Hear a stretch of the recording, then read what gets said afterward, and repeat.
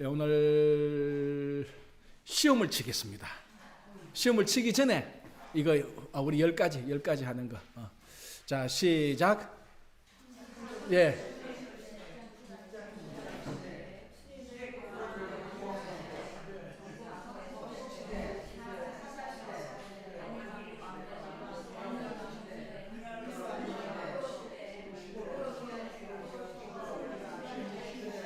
예, 맞습니다. 이제 잘했습니다. 자, 그리고 출애굽과 광야 시대를 또 4개 하면은 일단 노예, 그다음 십계명, 계명, 그리고 캠프 치는 거 민수기, 야영, 그리고 언약, 신명기 언약, 그죠? 자, 그럼 이제 그 전도사님 나눠줬어요 아직? 벌써 나눠줬어요. 예. 자, 여기 이제 구약 시대 이제 구분이 이제 10번까지 있습니다, 그죠? 자, 그 밑에 20개 제가 아래 글에서 인물이나 사건을 읽고 알맞은 시대를 적어 넣었어요. 딱 보고 욥이 어디라 그러면은 창조 시대면 창, 침묵 시대면 침. 예, 그래서 20개 한번 다 적어 보십시오. 아직까지 우리가 뭐 분열 왕국 시대, 포로 시대, 기한 시대 아직 공부 안 했지만 그래도 그거는 여러분들이 상식적으로 하고 자 시작 한번 보고 자 욥은 어디? 여리고가 무너지던 어느 시대? 에스라는 어느 시대? 혼자 자 펜으로 쓰시라고. 예, 시험 지금 시험 이거 지금 그 올렸죠? 스크린에 올렸죠?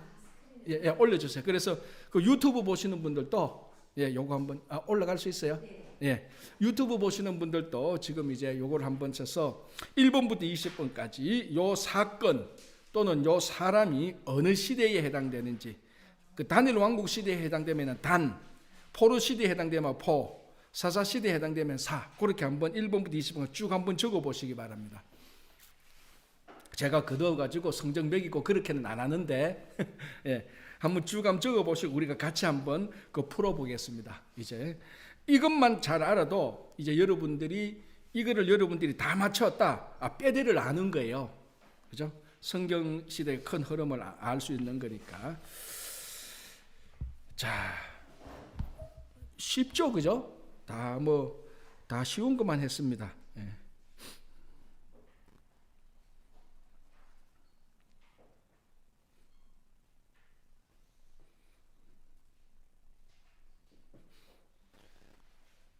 자, 다 했습니까? 예. 미안합니다. 자꾸 깝쳐가지고.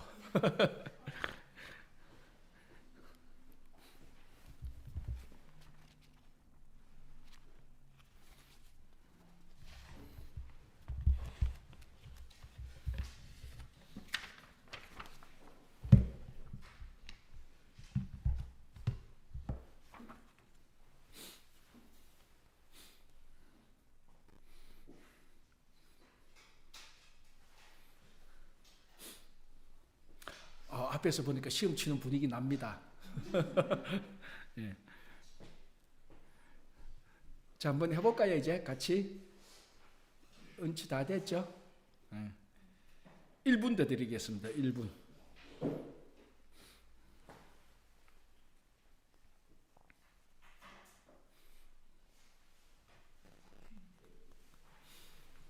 자, 20문제 가운데 과연 여러분들이 스스로 매겨보시기 바랍니다. 과연 몇 점이 될까? 한번. 자, 이제 1번 욥. 창조시대. 맞죠? 자, 아니, 미안합니다. 욥이 족장시대. 죄송합니다. 1번부터 제가 욥 족장시대. 예, 욥 족장시대. 욥이 아브라함, 이삭, 야곱 다 그때니까 대신 우스 땅에 살고 있었죠. 이 우스 땅은 지금 이제 가나안으로 보면 이방 땅이에요. 거기 가나안 이 땅에. 자, 욥 족장. 자, 여리고가 무너지다. 정복 시대. 자, 정복 시대. 다음 에스라. 포로 기한 시대. 에스라 맞죠, 그죠? 기한하고 난 다음에 막 그 율법을 강조하고 안식일 안 지킨 사람 이렇게 하고 또 제일 유명한 게 뭡니까? 이방인과 혼인한 가족들 다 이혼시켜 버리는 거죠. 포로 기한 시대. 자, 다윗이 골리앗을 이기다. 단일 왕국 시대. 그렇죠? 예루살렘 성전이 건축되다. 단일 왕국 시대. 십계명을 받다. 그래서 출애굽과 광야 시대. 그죠? 다음에 다니엘 포로 시대. 홍해가 갈리다. 출애굽과 광야 시대. 잠언 전도서. 맞습니다. 솔로몬이 했으니까 그죠? 아우 잘하시네. 자 10번 번제, 소제, 화목제, 속건제, 속제제. 그렇지. 출애굽과 광야 시대. 왜 그 받은 계명 속에 있는 거니까. 요시야 왕 분열 왕국 시대. 이사야 선지자 분열 왕국 시대. 룻과 보아스 사사 시대. 베냐민 지파가 멸종당할 위기에 빠지다. 사사 시대. 가나안 땅을 정탐하다. 가나안 땅을 정탐하다. 자, 잘 보셔야 됩니다. 정탐했잖아요. 정탐. 출애굽과 광야 시대죠. 자칫하면 정복 시대로 넘어갑니다. 그죠? 정복 시대는 정탐한 땅을 정복하는 것이고 가나안 땅을 정탐한 것은 출애굽과 광야 시대죠. 그죠? 예. 요게 이제 약간 이제 트릭이 있는데 그래도 정확히 알면 뭐 쉬운 겁니다. 16번 야곱이 약복강에서 주의 천사와 씨름하다. 족장 시대. 에녹. 그렇죠. 이제 창조 시대 나왔죠. 18 고라 다단 온 총회 참수자 250명이 당을 지었다가 땅이 갈라져 전멸당함. 출애굽과 광야 시대. 전형적인 광야 시대죠. 그죠? 같은 학계 선지자. 학계 선지자. 포로 귀한 시대. 왜냐 포로 귀한에서 학계 서가랴 말라기 뭐니까 성전을 왜 안 짓느냐? 왜 짓다가 말았느냐? 이 학계가 뭐 했는가 하면은 그 돌아오자마자 스룹바벨 성전을 짓기 시작했어요. 그 2차 성전을 지었는데 방해로 멈추었어요. 멈추고 계속 안 짓고 있으니까 학계 서가랴 이런 사람이 나타나서 왜 너희들 짓다가 멈추었는데 이제 지을 때다. 그거 이제 했기 때문에 포로 귀한 시대예요. 그다음에 라합은 정복 시대죠. 그죠? 예. 자, 최소한 80점은 다 넘었죠. 그죠? 최소한 그죠? 예. 예. 3번에 에스라는 귀한 시대인데 포로 귀한 시대인데 예. 포로로다가 있다가 그 포로 시대로 일을 했고 너무 귀한만 해서 일한 게 아니잖아요. 그렇죠? 바벨론에서 같이 아니요. 포로 귀한 시대. 포로 귀한 시대. 예. 예. 에스라가 포로 시대 때는 성경에 기록이 없습니다. 예.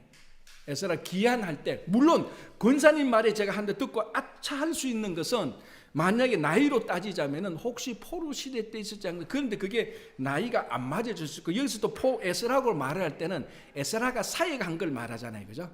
에스라가 2살 때 돌 때 그걸 말하는 게 아니고 에스라가 사역할 때는 에스라 사역은 포로에서 돌아와서 사역을 했는 거니까 이게 아마 이거는 포로 귀한 시대로 보는 게 맞습니다.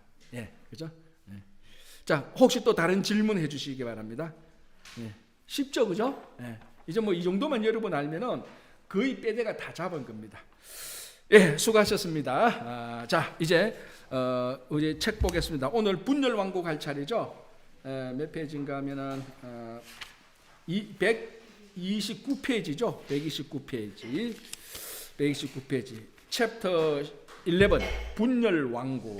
자, 사실 이제부터가 좀 복잡해져요. 사실은. 그러나 이제 이 책은 그렇게 복잡하도록 내용을 다 정리한 건 아니에요. 왜냐하면 개요만 딱 잡았으니까. 그런데 이제부터 성경을 이제 보면은 이때부터가 이제 복잡해집니다. 왜냐하면 남왕국 갈리고 남유다 북유다 갈리고 또 여기 또 뭐가 또 더 붙는가 하면 선지자들이 더 붙어요.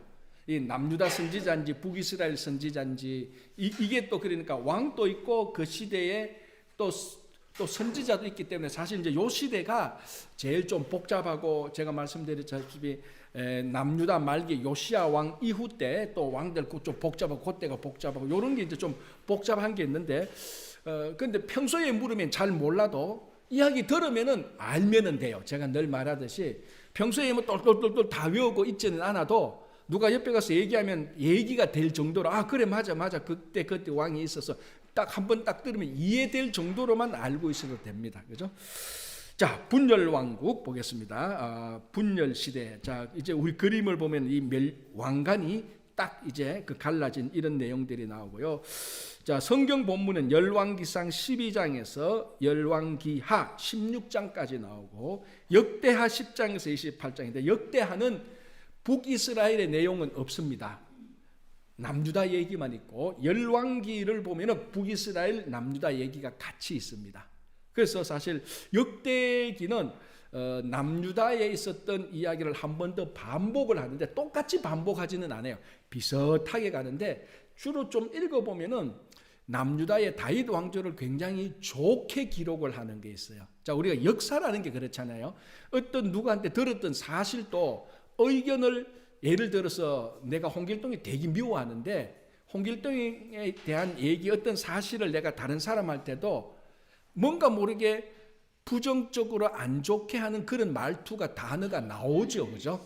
그런 것처럼 역대기는 뭔가 모르게 다윗 왕조 남유다에 대해서 똑같은 사건을 바라보는데도 뭔가 모르게 자꾸 좋게 보려는 그런 긍정적인 그런 내용이 있는 게 역대기입니다. 역대기. 자, 읽으면서 또 우리 한번 몇 개 보겠습니다.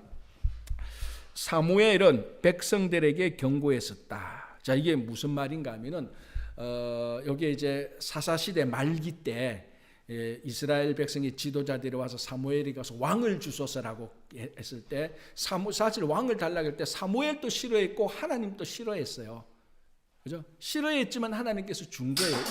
이거하고 똑같죠. 우리 뭐 애들 백화점 데리고 갔는데 막 애들 땡강 칠 때 부모가 안 사주고 싶지만 에이 그래 하나 사주자 있는 거하고 마찬가지야. 안 사주고 싶지만 주는 거. 왕을 사실은 사사시대 말기 때 왕을 달라는 것은 사무엘도 굉장히 거의 실망했고 하나님도 안 좋았어요. 그럼에도 불구하고 하도 달라고 하는 그러면 왕을 줄 테니까 너희들 한번 경험해봐라. 그러면서 이제 하나님께서 사무엘을 통해서 백성들에게 경고합니다. 너희들에게 왕이 있으면은 이런 안 좋은 일이 생길 것이다 라고 미리 경고를 한 거죠. 그 말을 하는 겁니다. 사무엘은 백성들에게 경고했었다. 곧 히브리 백성을 지배할 왕을 세우라고 고집을 부리는 것은 무거운 대가를 수반하게 될 것이라고. 자, 그러니까 지금 이스라엘 백성들이 왕을 달라고 하면 그 이방 사람들처럼 왕 세워가면 뭐 자기들도 잘 살고 폼나게 살고 자기들도 한자리 하고 뭐 권력 명성 누릴 것이라고 그렇게 생각했고 그런 것도 있을 수 있겠지만은 그 반면에 너희들이 왕을 세우면 지금까지 경험해보지 못한 진짜 새로운 나라를 경험할 것이다. 부정적으로 무거운 대가를 수반하게 될 것이라고 분명히 얘기했습니다. 자, 둘째, 젊은이들이 죽음과 부상의 위험을 무릅쓰고 전쟁터로 보내질 것이고 처녀들은 왕의 후궁으로 간택될 것이고 왕의 건축 사업을 위해 무거운 세금이 부과되어 마침내 백성들이 반역을 일으킬 것이라고 경고를 했습니다. 이런 것들이 다 사실은 사울, 다윗, 솔로몬 때 이미 다 나타났어요. 다 나타났다고 그죠? 그리고 분열 왕국 때도 또 나타납니다. 그런데 왕이 있다면은 이런 일은 국가를 다스리는데 그 이면에 이런 일이 없을 리가 없습니다. 세상에 완벽한 제도도 없고 완벽한 어떤 시스템도 없는 것처럼. 자, 그렇습니다. 그들의 왕을 세우라는 동기가 전체가 그릇되었었다. 왜 그릇되었죠? 하나님의 통치가 싫고 이방 나라들처럼 왕도 세우고 왕을 세우자. 그런데 핵심은 두 가지입니다. 왕을 세우자는 것, 그러니까 하나님의 통치 대신에 왕의 사람의 통치를 받는 자가 요거 핵심이고 또 하나는 뭘까? 다른 나라들처럼. 그러니까 이 하나님께서 이스라엘 백성들은 특별히 구별해서 세웠잖아요. 그죠? 다른 열방 구별해서 세웠는데 이 이스라엘 백성들은 오히려 다른 나라들하고 자꾸 동화되려고 자꾸 그러는 거예요.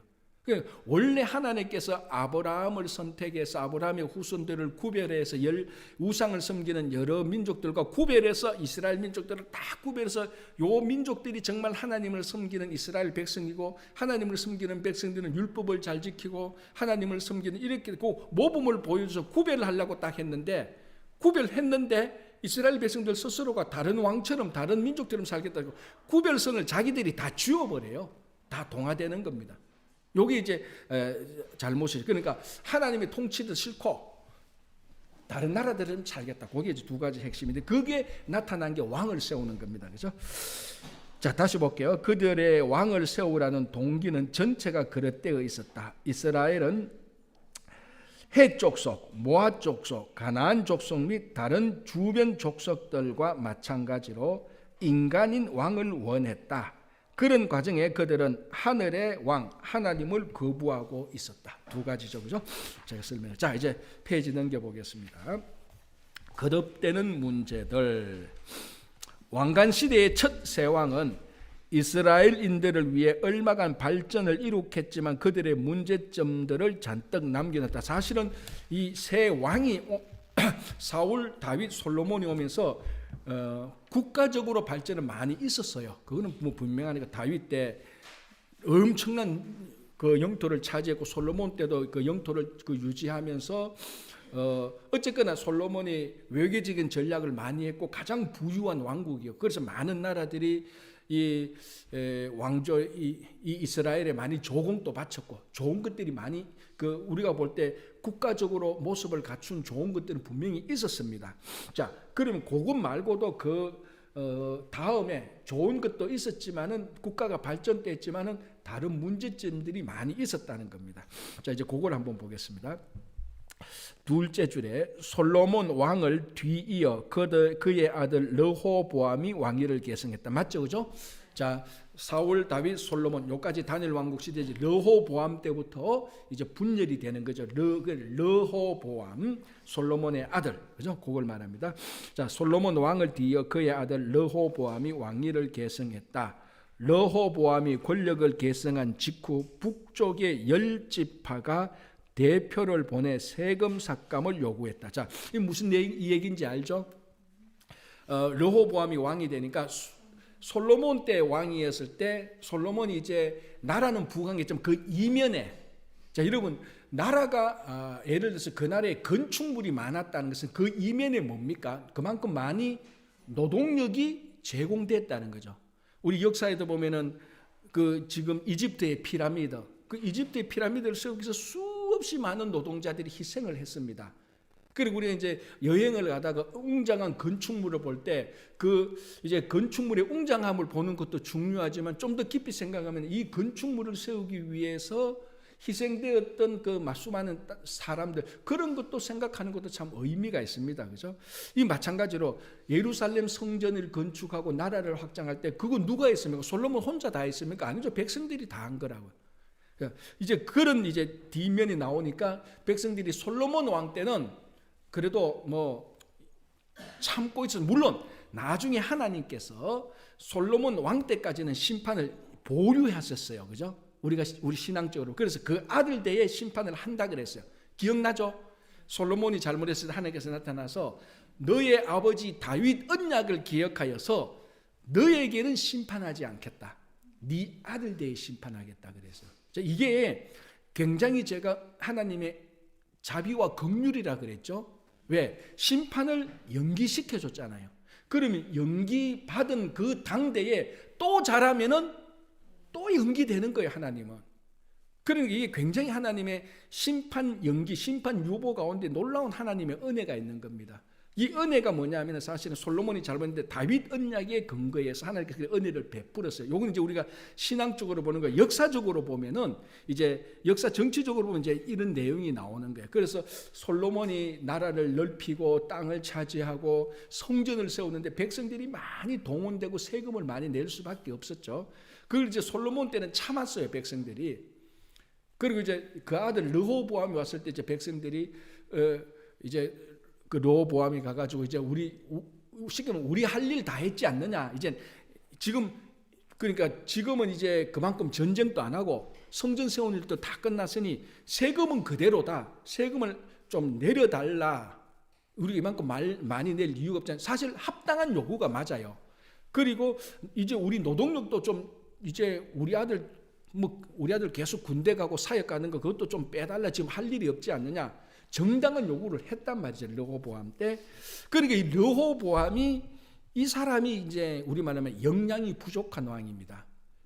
가만히 보면요. 이게 대체로 좀 그래요. 이게 아버지가 막 굉장히 웅장하고 아버지가 너무 좋으면 그 아들은 그 밑에서 광야에 가서 훈련을 잘 못 받잖아요. 그러니까 온실 속에서 자라는 거예요. 르호보암은. 온실 속에서 자라니까 백성들이 얼마나 고통스러운지 백성들의 요구가 이게 정당한지 안 정당한지도 모르는 거예요. 판단도 못하는 거예요. 리더가 안 되는 거예요. 이 국가를 보고 아버지 때 저렇게 성전을 세우고 나라가 넓혀지고 외교하고 전쟁하고 나가면 백성들이 많이 동원되겠구나. 그걸 몰랐다 하더라도 누가 옆에 와서 얘기를 하면 들을 수는 있어야 되잖아요. 진짜 똑똑한 리더는 그걸 미리 간파해야 되고 그 정도는 안 된다 할지라도 와서 백성들이 와서 여차저차하고 여차여차해서 이렇습니다. 들을 수 있는 능력은 있어야 돼요. 그것도 없었다고요. 판단이 안 되는 거예요. 그래서 어떡합니까? 노인네한테 가서 물어보고 젊은이들한테 가서 물어보잖아요. 노인네들은 아버지 솔로몬 때 일을 했던 어른 신하들, 젊은이들은 자기하고 같이 온실에서 자랐던 애들. 그러니까 온실에서 자란 애들은 그 나물의 그 밥이죠. 가끔 제가 청년들한테 그런 얘기를 해요. 청년들한테 인생을 상담하는데 한 번쯤은 너 나이를 뛰어넘은 어른들한테 가서 인생을 좀 상담해봐라. 제가 가끔 그런 얘기를 합니다. 왜? 지 친구들한테 인생을 상담해요. 그 나물의 그 밥이지. 제가 보니까 그 나물의 그 밥이에요. 똑같은 애들끼리 인생을 상담하는데 내가 볼 때는 전부 다 맹인이 맹인을 인도하는 거야. 그럴 때는 젊은이들이 그러면 안 되죠. 젊은이들이 그래도 내보다 인생을 많이 살아본 10년을 더 살아본 사람, 아니 20년을 더 살아본 사람, 아니면은 지금까지 어떤 지도급에 있었던 사람들, 이런 사람들의 얘기를 들어봐야 자기가 들을 게 있지. 지하고 똑같은 인간들 붙들고 얘기하는데 하는 일 보면 똑같은 거예요. 레호보암이 꼭 그 모양이에요. 꼭 그 모양이에요. 그래서 제가 가끔 그 청년들한테 야, 내가 똑똑한 사람은 아니지만은 내가 그래도 한국에서 태어나서 이민 와서 애들도 키워보고 이민 목회를 하면서 내 고생 때 봤다. 내가 그래 너는 이렇게 하면 좋겠다. 안 듣는 애들이 태반이에요. 안 듣는 애들이 무슨 말인지 몰라요. 지 친구들끼리 얘기하면 잘 되라 까르르 울어서 뭐 어쩔 수 없는 거죠. 뭐 다 르호보암류의 사람들. 르호보암은 안 되는 거예요. 그건 안 되는 건 안 되는 거예요. 르호보암이 전형적인 그런 사람이에요. 신앙생활도 똑같아요. 사실은요. 내가 지금 뭐 그 청년들 얘기하려는 게 목적이야. 신앙생활도 똑같아요. 자기하고 똑같은 급수의 사람들만 모아가 자꾸 막 이렇게 얘기하는데 미안하지만 지금 목사잖아. 그래도 어떨 때는 보면은 다 그 나물의 그 밥 얘기해. 다 그 나물의 그 밥이에요. 신앙생활. 그럴 때는 진짜 교회나 어떤 생활 존경받는 사람들한테 가서 이럴 때는 신앙생활을 어떻게 해야 됩니까? 어드바이스 물어볼 수 있잖아요. 그러니까 제가 똑똑한 게 아니고 목사니까. 목사는 그래도 목사가 하는 게 전문직이 뭡니까? 그래도 어떤 신앙생활 이럴 때는 이렇게 하는 게 맞습니다. 이 고난을 기쁘게 해서 이런 거를 얘기를 해줄 수 있다고요. 자기들이 똑같이 뭐 얘기하면 다 르호보암류예요. 젊은이들뿐만이 아니고 신앙류. 그래서 여기서 우리가 굉장히 우리 인생에서 발견되어야 될 지혜가 굉장히 있어요. 저는 그래서 르호보암 얘기를 굉장히 인사이트 있게 저는 많이 받아들인 사람이에요. 혹시나 내가 잘못해서 르호보암처럼 판단하고 있지 않은 거 내 자신도 되돌아보고 주변에 혹시 르호보암 같은 사람들이 있는지 늘 이렇게 많이 보는 거죠. 자, 결국 그래서 그러니까 노인들의 그 지혜를 들을 수 있는 마음이 아니에요. 또 그렇다고 노인들이 또 무조건 다 지혜로운 건 아니에요. 또 뭐 어른들 제가 무시하는 건 아니지만은 노인들이 다 100% 지혜롭다는 거예요. 그러나 여기 있었던 노인들은 그걸 다 경험했던 노인들이잖아. 이 노인들은 그냥 노인이 아니고 다 신하들이에요. 그 성전을 지을 때 백성들이 얼마나 고통당하고 세금을 얼마나 냈으며 했던 것을 다 본 사람들이에요. 이 사람들한테는 들을 게 있다고요, 분명히. 그죠? 그래서 르호보암이 그 노인들한테 가서 얘기 잘 들어서 거기서 멈추고 노인들의 얘기를 듣고 해야 되는데 잘못 또 가는 거야. 자기하고 같이 있었던 젊은이들한테 얘기를 하는 거예요. 그죠? 자, 볼게요. 다시 읽어볼게요. 자, 둘째 줄부터 빨리 읽어볼게요. 솔로몬 왕을 뒤이어 그의 아들 르호보암이 왕위를 계승했다. 르호보암이 권력을 계승한 직후 북쪽의 10지파가 대표를 보내. 자, 이때 대표가 누구였죠? 여로보암입니다. 르호보암하고 여로보암은 구별해야 됩니다. 10지파가 이제 대표를 보내 세금 삭감을 요구했다. 솔로몬은 공공사업, 성전 및 궁전 건축, 병력 정강에 소용되는 재정을 위해 소득세를 급격히 높였다. 르호보암은 자기 아버지의 생전에 그를 모셨던 노인들의 조언을 구했다. 그들은 이렇게 대답했다. 왕이 만일 오늘날 이 백성의 종이 되어 저희를 섬기고 좋은 말로 대답하여 이르시면 저희가 영영이 왕의 종이 되리이다. 여기서 딱 듣고 그렇구나 할 줄 알아야 되는데 이게 또 이상한데 또 이웃을 잘못 만나가지고 자기 또래 애들한테 또 찾아가는 거예요. 르호보암은 자기와 함께 예루살렘 대학교를 졸업한 젊은 친구들과 의논했다. 그들은 보다 단기적인 대책을 내놓았다. 그들은 이렇게 고했다. 백성들에게 가혹하게 말하소서. 그들의 세금을 더 올리고 처음부터 누가 주인인가를 보여주소서. 만일 그들에게 1cm를 허락하면 그들은 1m를 취할 것이니 기선을 제압당하지 마소서. 자, 이게 잘못된, 물론 요 젊은이들이 말했던 요런 어드바이스가 작동될 때가 있어요. 그러나 이 상황은 그런 작동될 때가 아니에요.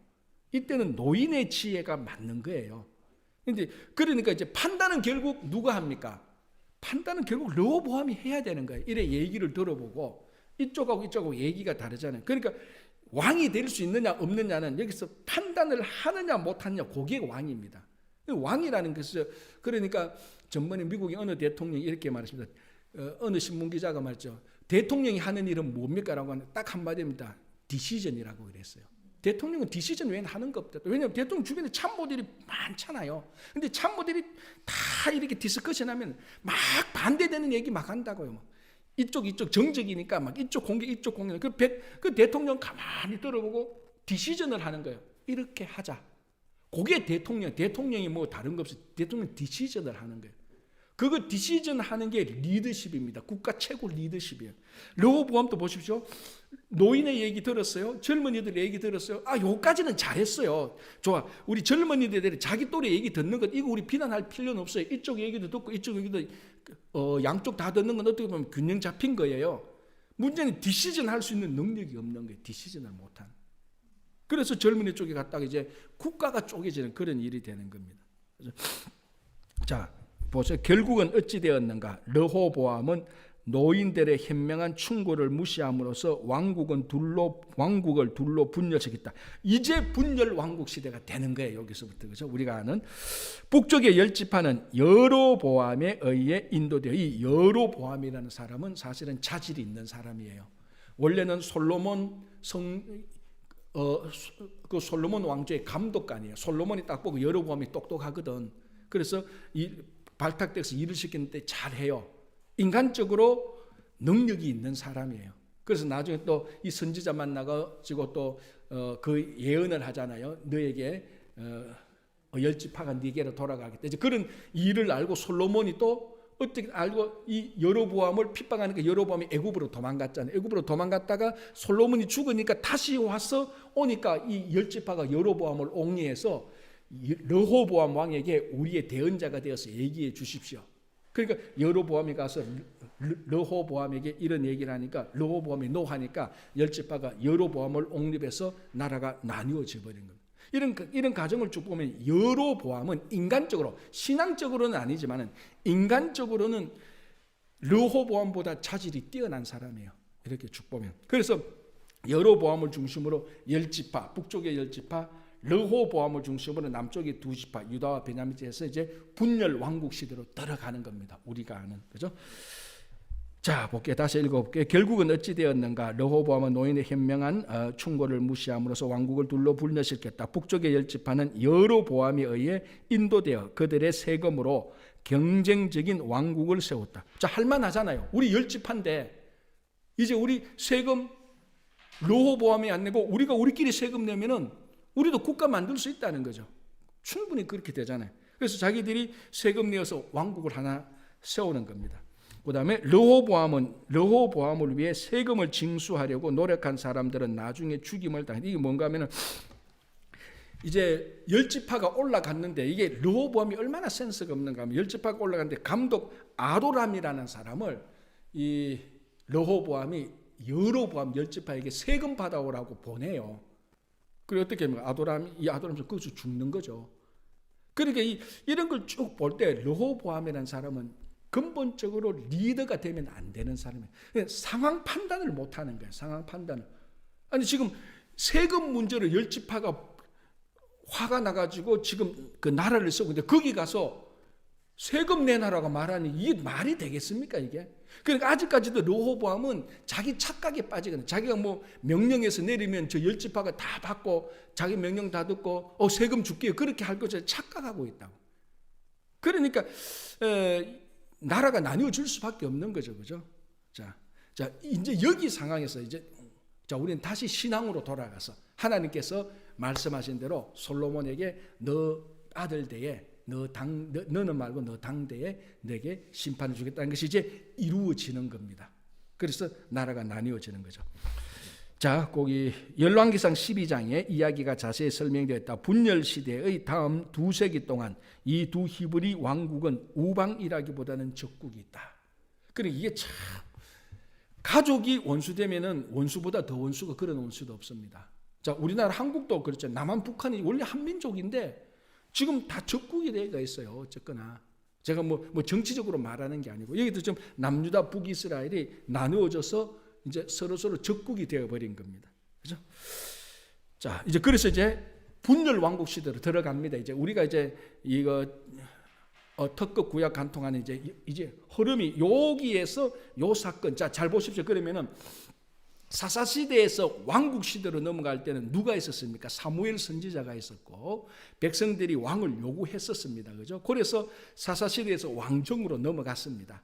이제 왕정 그 단일 왕국 시대에 있다가 단일 왕국 시대에서 분열 왕국 시대는 르호보암이 있었고 여로보암이 있었고 이스라엘 백성들이 불평이 있었습니다. 자, 그러면 나중에 시험 칠 때 이렇게 이제 문제가 낼 수 있죠.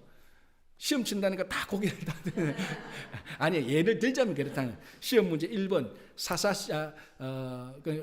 사사 시대에서 왕국 시대로 넘어가는 내용을 설명하시오. 그러면 어떻게 됩니까? 아까 그거 뭡니까? 그 이스라엘 백성들 지도자가 사무엘에 와서 우리도 하나님의 통치를 싫어하고 왕국처럼 살기를 원한다. 그런 과정들이 있었고 단일 왕국에서 분열 시대로 그 분열 왕국 시대에 넘어간 과정을 설명하시오. 그러면 요 얘기를 쓰면 되는 거예요. 여러분들 이런 걸 하면은 성경에 대해서 굉장히 흐름이 빠꼼하게 알게 되는 거예요. 왜 분열 왕국 시대가 되었죠? 여러분 제가 얘기하자면 밖에 나가서 아무나 붙잡아서 A 군사는 붙잡아 왜 분열 왕국이 되었죠 하면 아는 사람은 10%도 안 될 거라고. 왜 단일 왕국 시대가 되었죠? 뭐 그런 게 있었나 이럴 거예요. 그죠? 요런 흐름들, 거기에 이제 이 책을 공부하면서 여러분들이 이제 중요한 빼대를 좀 잡았으면 좋겠다는 겁니다. 자, 모사가 많으면 승리한다 보겠습니다. 솔로몬이 원리와 실천에 의해 자기 아들들에게 지혜로운 좋은 자의 가치를 가르치려고 노력한 것은 흥미롭다. 솔로몬의 잠언은 주로 그의 아들 르호보암을 위해 잠언을 기록했다. 솔로몬의 잠언을 읽어보면 항상 어떻게 있습니까? 아들아, 내 아들아, 지혜를 배워라. 물론 여기서 솔로몬이 말했던 아들은 뭐 꼭 르호보암이라기보다는 자기 아들 또는 그 후세를 말하는 것이 사실은 더 맞지만 어쨌거나 그 르호보암이 직접적인 당사자 한 사람을 꼽으라 그러면 르호보암을 꼽을 수 있겠죠. 그래서 저는 이거를 읽으면서 무슨 생각이 드는가 하면은 그 솔로몬 인류 역사적으로 가장 지혜로운 왕 아닙니까? 그 솔로몬이 지혜를 말하면 뭐하냐? 듣는 애가 엉망인데 듣는 사람이 르호보암 이 정도인데 지혜를 갖다 주면 뭐하냐는 거지. 자, 이 잠언의 지혜는요, 인류 최고의 지혜입니다. 여기는 정말로 여호와를 섬기는 것이 지혜의 근본이라부터 시작해서 우리 일상생활 속에서 어떻게 해야 되는 진짜 구체적인 내용도 있고요. 지혜의 흐름을 딱 잡아. 정말로 이런 지혜는 진짜 이건 매일매일 여러분들이 몇백 불씩 주고 읽어야 돼요. 그런 지혜를 자기 아들에게 직접 한들 이 아들이 그걸 볼 수 있는 눈과 들을 수 있는 귀와 담을 수 있는 마음이 없는데 어떡하겠습니까? 그죠? 그래서 저는 이거 보니까 참 안타까워요. 자, 그렇다면은 우리는 얼마나 감사한지. 이 인류 최고의 지혜자 하나님의 지혜를 가진 솔로몬이 아들 르호보암에게 했던 것을 우리는 그대로 봤습니다. 지금 그대로 봤습니다. 그러니까 이 솔로몬의 지혜가 이 잠언서가 얼마나 귀중한 책입니까? 얼마나 귀중한 책이. 그런데도 평생을 읽어라 그래도 읽지도 않고 그렇잖아요. 여러분 이 솔로몬이 우리하고 같이 만나서 이렇게 얘기하면 한번 상상해봐요. 여러분 신앙에 상상해보세요. 솔로몬이 얼마나 답답하겠습니까? 르호보암보다 더 답답한 게 우리일 거예요. 이렇게 귀한 지혜를 공짜로 우리한테 주잖아. 이런 지혜를 우리가 읽고 묵상하고 이 지혜대로 살면 지혜자가 되는데 뭐 읽어라 그래도 배우자 해도 안 하는 우리나 르호보암이나 별반 다를 바 없죠. 별반 다름도 없어요. 그래서 우리가 이 잠언뿐만 아니라 이 하나님의 말씀을 읽는 것은 너무너무 중요하죠. 그죠? 자, 다시 130페이지 마지막 줄. 주로 그의 아들 르호보암을 위해 잠언을 기록했다. 이 책에 지혜에 관해 얼마나 많이 언급되고 있는지 성구사전에서 살펴보라. 잠언의 목적은 그것을 읽고 주의하는 모든 자들의 지혜를 증가시키는 것이다. 솔로몬은 3번이나 죄송합니다. 모사가 많으면 승리한다라는 원리를 말했다. 죄송합니다. 당신은 하나님의 말씀이나 당신의 부모로부터의 충고대로 늘 항상 순종하는가를 스스로 물어보라.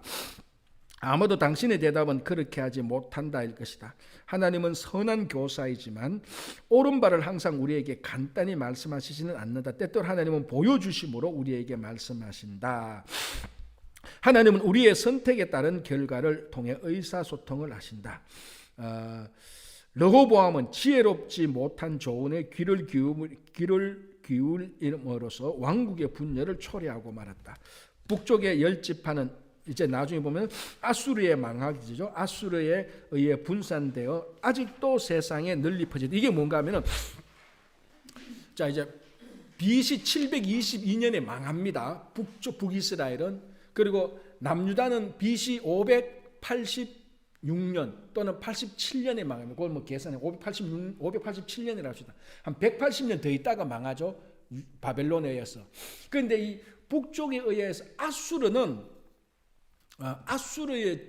아수르에 갔던 사람들은 그 10지파가 이제 그때부터 다 사라지기 시작하는 거예요. 이 사람들은 공식적으로 아수르의 포로 잡혀갔다가 공식적으로 돌아오는 그런 어떤 법령이나 칙령이 없었어요. 그런데 남유다에 갔던 사람들은 고레스 칙령에 의하여서 돌아오죠. 그게 1차 기한, 2차 기한, 3차 기한에서 그게 계속 유지되는 겁니다. 그죠? 그래서 이제 말하는 게 바로 이것을 얘기하는 겁니다. 그죠? 북쪽의 10지파는 아수르에 의해서 분산되어 아직도 세상에 널리 퍼졌다. 이제는 뭐 이 사람들이 그 사람인지도 잘 이제 분간 때 아니게 BC 722년이니까 지금부터 2800년 전 얘기예요. 2700년 전 얘기예요. 그죠?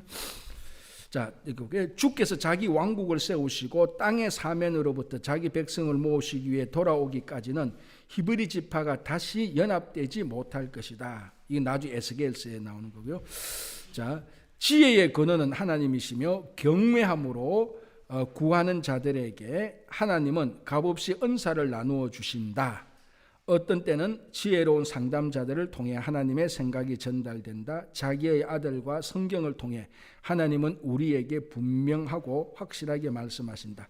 만일 당신이 지식을 원한다면 대학에 가서 가거나 책을 읽어라. 그러나 만일 지혜를 원한다면 하나님께 가서 말씀을 들어라. 다윗을 본받아 규칙적으로 성경을 묵상하라. 인생 문제의 결정에 직면하여 통찰이 필요할 때는 경건하고 영적으로 성숙하며 나이 들고 지혜로운 상담가를 만나보라. 자, 지금 당신은 어떤 결정에 직면하고 있는가? 당신은 말씀을 찾고 지혜의 근원을 구하고 있는가? 당신은 나이 들고 지혜로운 많은 상담가들의 조언을 듣고 있는가? 사람들과 사건들을 통해 하나님의 뜻을 계시하도록 구하고 있는가? 르호보암이 저지른 큰 실수로부터 깨달음을 얻어라. 지혜로운 상담자의 말을 듣는 것이 안전하다. 자, 지금 이제 곧 분열되는 르호보암의 그 실수에 대해서 지금 계속 우리 삶에 지금 그 적용되는 얘기를 하고 있습니다. 그러니까 이 르호보암이 굉장히 부정적으로 중요하죠. 분열되었으니까. 그죠? 자, 이제 심판을 당하는 두 가지 길인데요. 이제 여기서부터 이제 남유다 북이스라엘을 간단하게 지금 이제 요약하고 있습니다. 한번 보겠습니다. 여로보암의 반역이 있은 후 18명의 왕들, 그러니까 여로보암까지 합해서 몇 명이죠? 19명 왕이죠. 이 왕들이 북쪽의 18명 왕들이 북쪽의 10지파를 더 통치했다. 단과 베델에는 금송아지를 중심으로 이방의 예배처가 세워졌다. 시내 산의 죄악이 다시금 반복되었다. 예루살렘으로의 순례는 금지되었고 레위인들은 항의하여 그 땅을 떠났다. 자, 한 절만 더 읽고 제가 또 설명할게요. 르호보암의 잘못이 여로보암의 반역을 정당화하였는가? 이 여로보암은 하나님을 배신하고도 달아날 수 있었는가? 자, 이렇게 되는데요.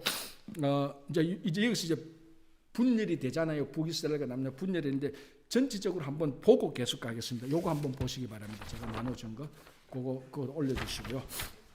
이건 제가 정리한 거 아닙니다. 우리 이제 구글에 들어가면은 구글 검색에 보면은 요즘 이제 이런 걸 잘 정리한 투표가 있습니다. 쭉 찾아보니까 요거 보면은 우리 괜찮겠다 해서 봤는데요. 자, 이제 남쪽 이스라엘, 사실은 남쪽 이스라엘보다 남쪽 유다라고 여러분 종이로 따로 해주죠. 남쪽 이스라엘 틀린 말은 아닌데 남유다 우리가 북이스라엘 말하니까 남쪽 유다 이렇게 하면은 더 알 수 있을 겁니다.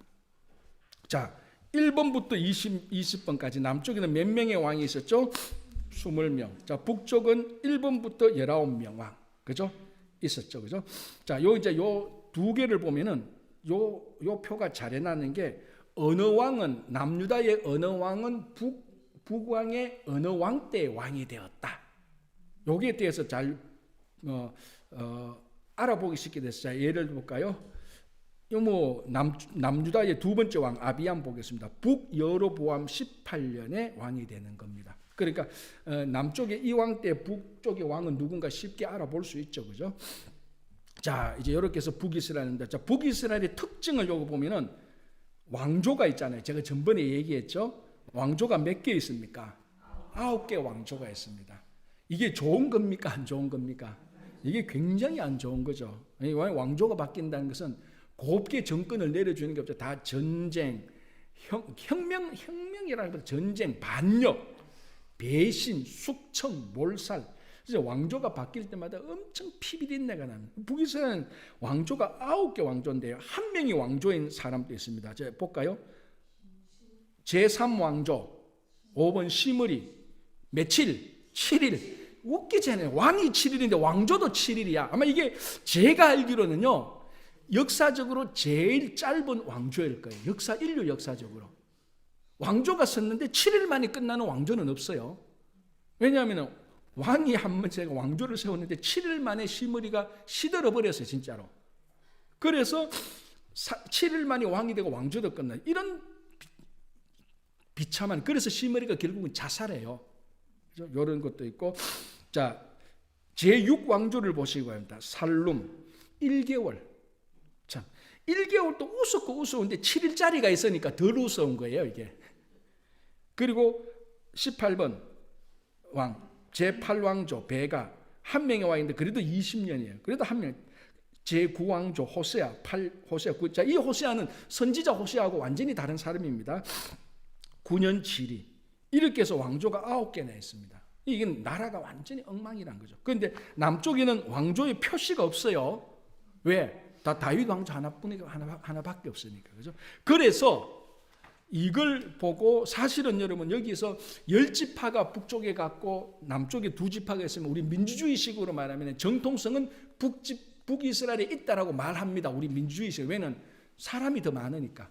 그러나 성경은 사람이 더 많아도 그게 정통이 아니라는 것을 여기서도 보여주는 겁니다. 남쪽이 정통입니다. 왜? 다윗의 혈통이 계속해서 이어받고 있으니까. 그러니까 우리는 지금 우리가 살고 있는 우리의 사고방식은 정통 또는 우위권 이런 거는 다 숫자 다수에 의하여서 우리는 많이 결정되어지는데 성경은 항상 그렇지만은 않다라는 것도 이것을 통해서 우리들에게 알려주고 있거든요. 자, 그러면 우리가 먼저 페이지를 좀 넘겨서 한번 보겠습니다. 134페이지를 한번 보시기 바랍니다. 134페이지. 이제 이런 지도가 참 잘 그려놨어요. 한눈에 쫙 보시기 바랍니다. 딱 나오죠, 그죠? 분열시대, 이스라엘, 북이스라엘, 남유다. 자, 그 별표가 2개 있죠. 어디 별표에 있습니까? 사마리아, 예루살렘. 이 무슨 별표죠? 수도. 그죠? 자, 그리고 그 오른쪽에 아수르에 의해 흩어짐, 주전 722, 포로로 바벨론으로 끌려감, 주전 606. 자, 요거는 처음으로 끌려가는 걸 말하는 겁니다. 바벨론을 끌려 망하는 것은 587년에 망하는 거예요. 이게 망하는 것도 1차 포로, 2차 포로, 3차 포로로 가잖아요. 돌아오는 것도 1차 기한, 2차 기한, 3차 기한인데 이건 포로로 끌려간 것을 600년인데 예루살렘 망하는 것은 587년입니다. 그죠? 그거 한번 여러분 표시해 놓으시고 거기에 예루살렘 성전 멸망 주전 587년 그렇게 해놓으면 훨씬 더 쉽죠. 그죠? 그러니까 이 포로로 바빌론 거는 처음 1차 포로, 2차 포로 할 때 처음으로 끌려가는 그걸 해놨습니다. 자, 이제 접수처를 보겠습니다. 접수처. 이스라엘 최종 접수 선한 왕 제로, 악한 왕 19명, 19대 0 클리어합니다. 그죠? 자, 남쪽 유다 왕 최종 접수 선한 왕 8명, 악한 왕 12명. 자, 그런데 자, 여기서 선한 왕 8명은 잘 봐서 8명이에요. 잘 봐서 8명. 그리고 좀 확 줄이면은 2명밖에 안 돼요. 히스기야와 요시야 2명밖에 안 돼요. 나머지 6명은 그래도 처음에는 하나님의 길을 따라갔으니까 선했다고 하는데 다 대부분이 마지막에 다 망쳐요. 자, 남유다 이거 한번 보겠습니다. 여러분들이 상식적으로 선한 왕 8명이 누군가를 한번 보십시오. 여기서 이거 맞추기가 쉽지 않거든요. 사실 이것만 딱 봐가지고 일단 13번, 16번은 오케이 맞죠? 자, 2명 맞췄습니다. 자, 또 누구? 네, 4번 맞췄습니다. 또 3번 아사도 맞췄어요. 예, 4개 맞췄어요. 자, 4개 더 맞춰야 돼요. 우시야, 예, 우시야. 자, 5개 맞췄어요. 이제 3개 더 맞춰야 돼요.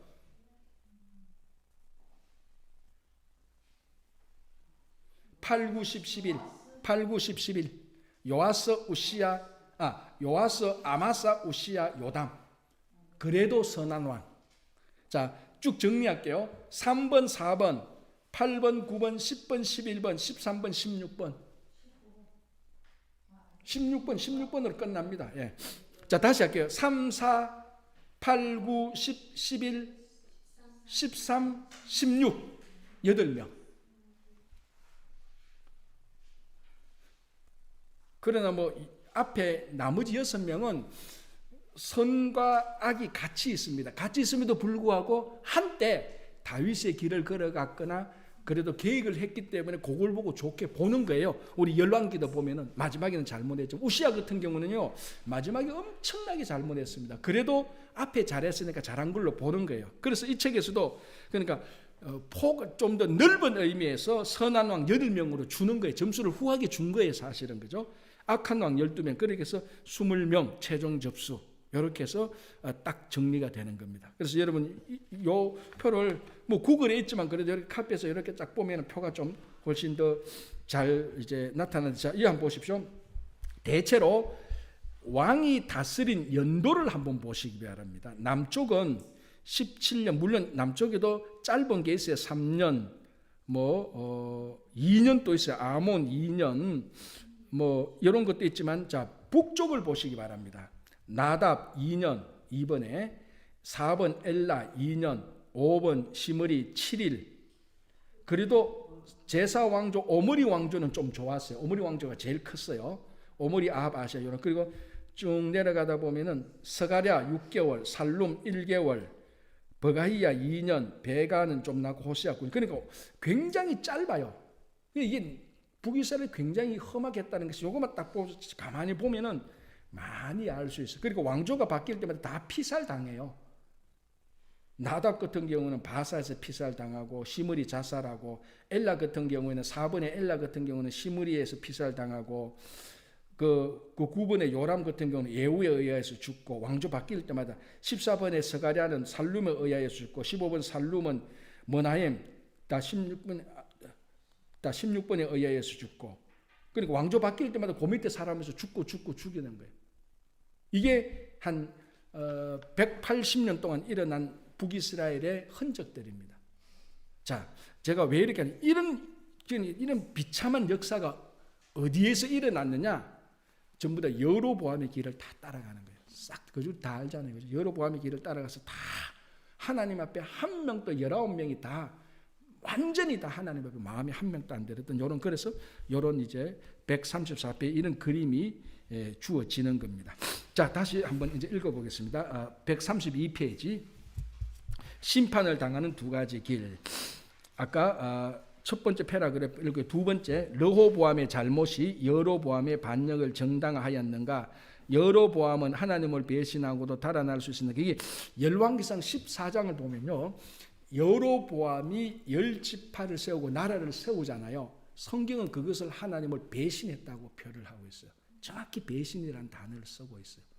그러니까 비록 르호보암이 잘못했지만은 하나님께서 그래도 그 잘못한 사람을 통하여서 하나님의 역사가 있는데, 그것을 제끼고 여로보암이 10나라를 세운 것은 하나님을 배신했다고 보는. 그래서 이 책에 르호보암의 잘못이 여로보암의 반역을 정당화할 수 있는가? 라는데 성경을 보면 아니다. 그래도 여로보암이 한 것은 하나님의 배신이다라는 겁니다. 그렇죠? 자, 열왕기상 14장을 읽어보면 하나님이 어떻게 여로보암의 집을 끊어버리셨는지 알 수 있다. 나머지 부분이 열왕기와 역대기는 이스라엘의 반복된 영적 도적질에 대해 어떻게 하나님이 보복하셨는가를 보여준다. 그 후 209년 동안 이스라엘이 거둔 것이 무엇인가를 살펴보라. 한 민족으로서 그들은 한 방향, 곧 하나님으로부터 멀어지는 방향으로 나아갔다. 그들 19명의 왕들은 한 가지 점에서 공통되었다. 그들 모두 하나님 보시기에 악했다. 이유는 여로보암의 길을 갔기 때문입니다. 아버지로부터 아들로의 왕위 계승은 9번이나 깨졌다. 그러니까 9 왕조가 나온 거죠. 그죠? 왕위가 비었을 때도 2번이나 했었고, 그 기간은 총 20년에 달한다. 19명의 왕 중에서 7명의 왕만 자연사했다. 1명은 하나님이 치고, 2명은 전쟁에서 죽고, 1명은 자살, 심의죠. 또 1명은 다락에서 떨어져 죽고, 6명은 살해되고, 1명은 포로 생활에서 죽었다. 12년도 안 되는 기간 동안 12왕이 통치했다. 한 왕은 6개월, 다른 한 왕은 1개월, 다른 한 왕은 겨우 일주일 동안 왕위에 있었다. 19명 중에서 10명의 왕이 큰 전쟁에 휘말렸다. 결국 이스라엘은 아수르의 포로가 되었고 백성들은 분산되었다. 이제 여기서 사마리아인들이 나오는 겁니다. 알죠? 사마리아인들이라고 불리는 혼합 인종이 히브리인과 이방인들의 통혼에 의해 여기서, 이게 역사적으로 보면 아수르가 점령을 하면서 사마리아를 점령할 때 거기 아수르 남자들을 거기에 살도록 합니다. 그래서 사마리아에 있는 여인들이 아수르 사람들과 통혼, 자폰이 되는 겁니다. 그때부터 이 유다의 사람들은 사마리아 사람을 굉장히 경시하죠. 더러운 땅, 이방인의 피가 섞인 땅이라고 거의 딴 나라 취급하듯이 합니다.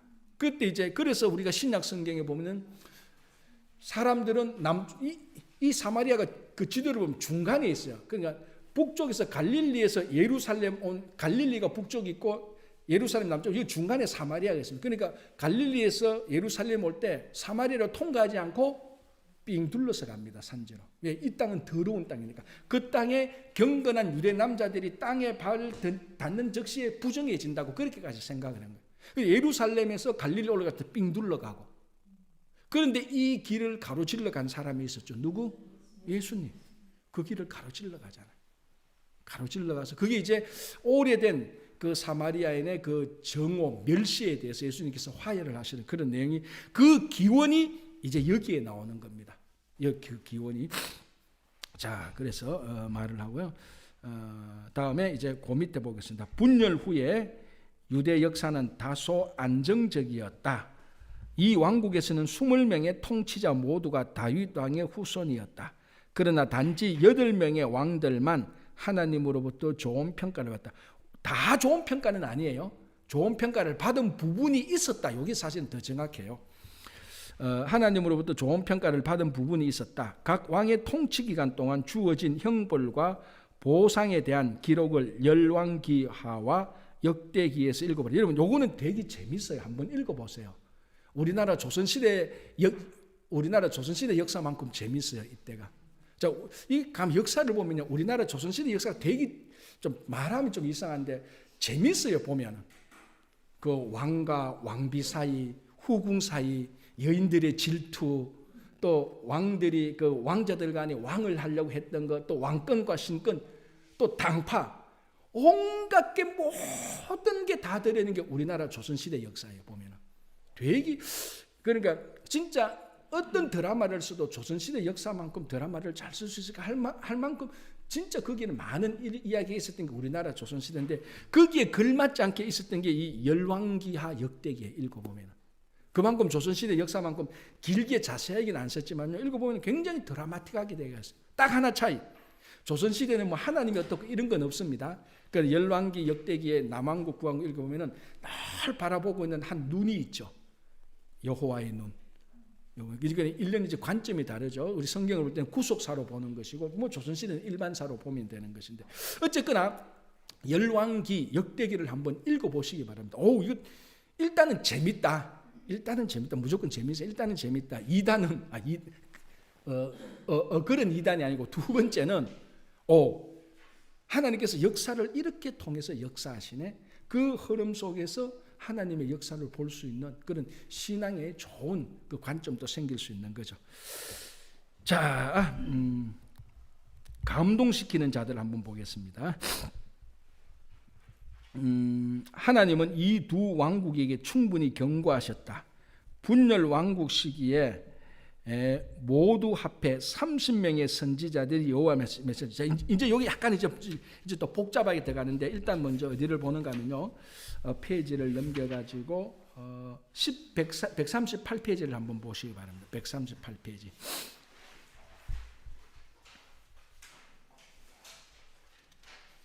요 분열 시대의 선지자들 돼 있죠. 이 분열 왕국 때 선지자들입니다. 몇 명인가 하면요. 8명이에요.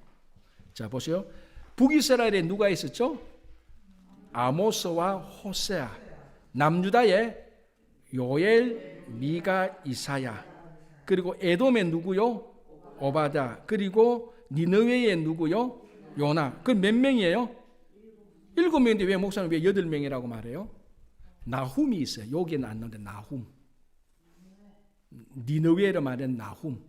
그래서 요까지 합해서 8명이 분열 시대의, 그러니까 분열 왕국 시대의 선지자들입니다. 자, 여기 이제 하나 애매한 게 예레미야를 이 책에서는 안 넣어놨어요, 사실은. 그런데 사실은 예레미야는 분열 시대하고 포로 시대하고 같이 겹쳐 있어요. 그죠? 예레미야 때 망하잖아, 그죠? 그래서 저는 분열 시대 선지자들의 예레미야도 엮는 것이 좋지 않을까라는 그런 생각이 듭니다. 이 책은 안 넣어놨는데 왜냐하면 예레미야가 남유다 망할 때 있었거든요, 활동했거든요. 그래서 이 책에서는 안 넣는데 오히려 여기 유다의 요엘, 미가, 이사야 있죠, 그죠? 그 밑에 예레미야도 하나 써놓는 거는 괜찮겠다. 그게 맞죠, 사실은. 예레미야 따고 뭐 남유다 때 뭐 활동을 많이 하다가 예레미야 결국 애굽에로 가서 붙잡혀서 거기서 죽게 되는 겁니다, 그죠? 이제 그 죽게 될 때 그때가 이제 그러니까 포로기 때니까, 그러니까 어떻게 보면 포로기 때보다는 분열 시대 마지막 때 활동을 더 많이 했기 때문에 예레미야를 여기에 엮는 게 더 좋을 거예요. 그러면 9명이 되는 거죠. 그래서 이제 약간 복잡해요. 약간 왕도 있고 선지자도 해야 되고 약간 복잡한데 뭐 여러분들은 다 스마트하니까 이 정도야 뭐 쉽게 수월할 넘어갈 수 있습니다. 자, 한번 보겠습니다. 좀 읽어보겠습니다. 감동시키는 자들 다시 볼게요. 하나님은 이 두 왕국에게 충분히 경고하셨다. 분열 왕국 시기에 모두 합해 30명의 선지자. 분열 왕국 시대입니다. 그러니까 왕국 시대 여호와 메시지다. 이 기간 중에 8명의 선지자들에 의해 성경책들이 쓰여졌다. 엘리야와 엘리사를 포함하여 다른 22명은 전파하는데 너무 바빠서 기록을 남기지는 못했다.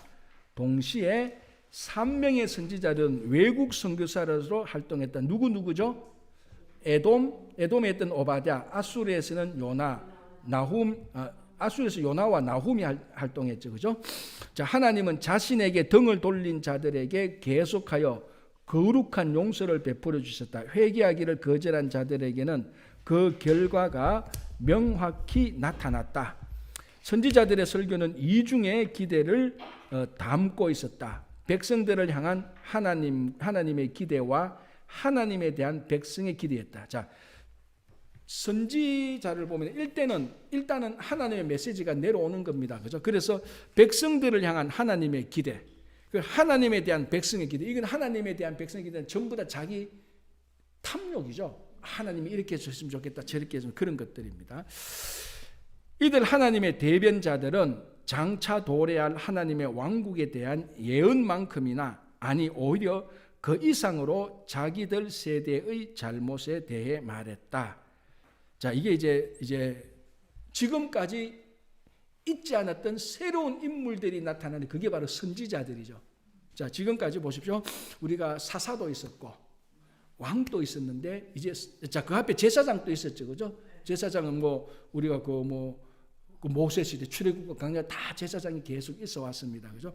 물론 다윗 때 선지자가 없었던 건 아니에요. 나단 선지자 이런 사람들이 좀 있었어요. 그러나 본격적으로 선지자의 시대는 분열 왕국 시대부터 나타나요. 엘리야, 엘리사는 뭐 아합 왕 때 대표적인 그런 선지자고, 그리고 뭐 이사야 이런 때, 그러니까 지금까지 역사의 전면으로 등장하지 않았던 새로운 선지자들이 나타납니다. 우리는 왕도 경험했고 제사장도 경험했습니다. 이제 선지자를 경험하는 때입니다. 자, 그러면은 제사장은 주로 백성들의 것을 하나님께 올리는 거잖아요. 제사를 드리니까. 선지자는 뭡니까? 하나님의 것을 땅 위에 내려놓는 거예요. 그래서 요거는 약간 뭐 오늘 여기서 얘기할 건 아니지만, 그래서 성경을 가만히 보면은, 그 이스라엘 역사를 보면은 제사장하고 선지자들이 갈등이 좀 있어요. 자, 그럴 수밖에 없는 거 보십시오. 선지자는 뭡니까? 하나님의 말씀을, 선지자는 주로 하나님의 말씀을 내려쳐서 뭡니까? 심판 쪽이 많잖아요. 너희들 이거 잘못했다. 하나님의 뜻은 이거다. 너희들이 하면 안 돼. 이게 선지자의 메시지가 많습니다. 다 그런 건 아니지만. 그런데 제사장은 뭡니까? 우리가 이만큼 했습니다. 봐주십시오. 용서를 빌고 봐주십시오. 선지자는 너희들 그렇게 하면 안 돼. 그 제사장은 봐주십시오. 그런데 이게 두 개가 어떨 때는 안 맞는, 예를 들어서 이때는 선지자가 필요한데 제사장이 막 이렇게 하고, 제사장이 필요할 때 선지자가 막 이렇게 하고, 이게 안 맞을 때가 좀 있어요.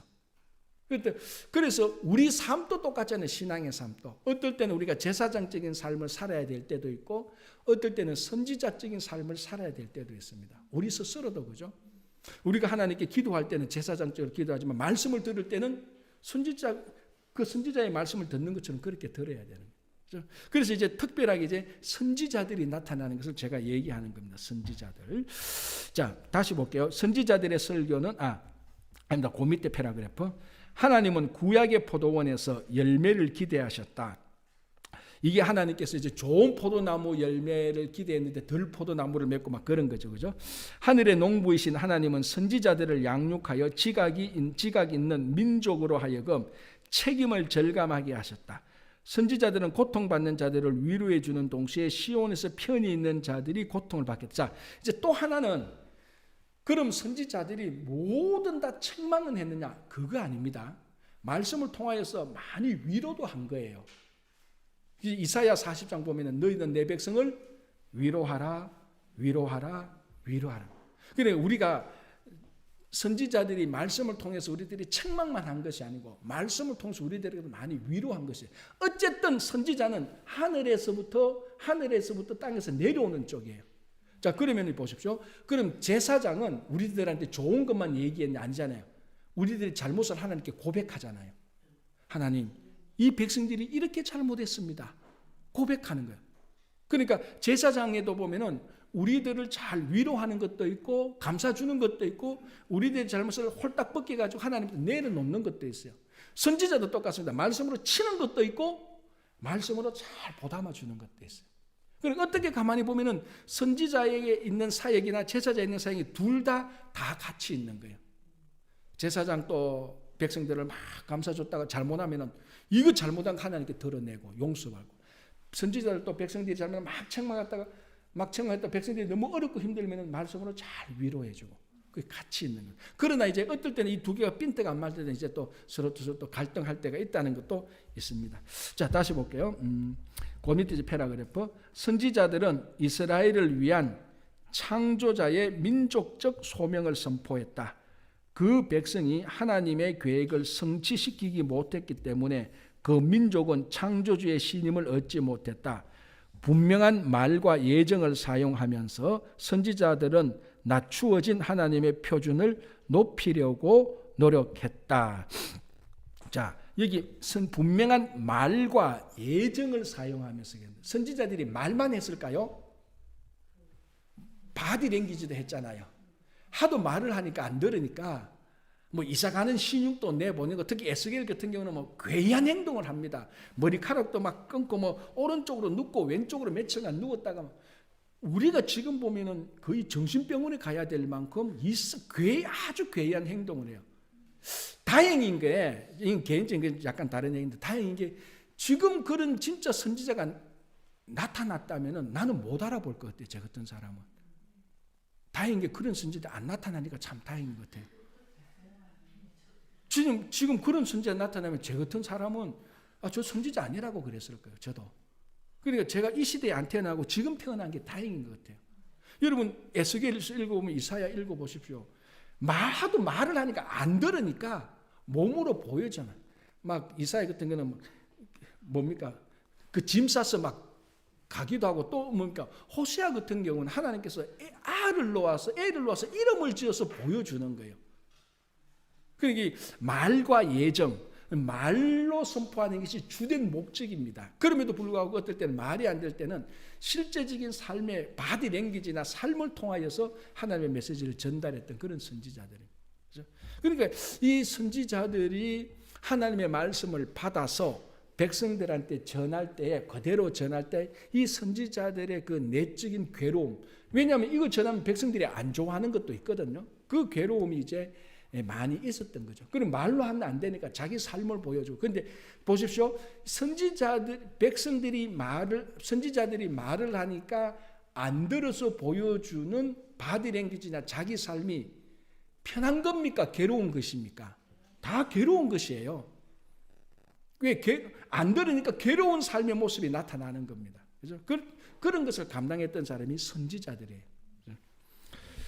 자, 선지자들은 여기 분명한 말과 예정을 사용하면서 선지자들은 낮추어진 하나님의 표준을 높이려고 노력했다. 뭐 백성들이 막 낮아졌을 때 선지자는 계속해서 그 레벨을 올리는 거예요.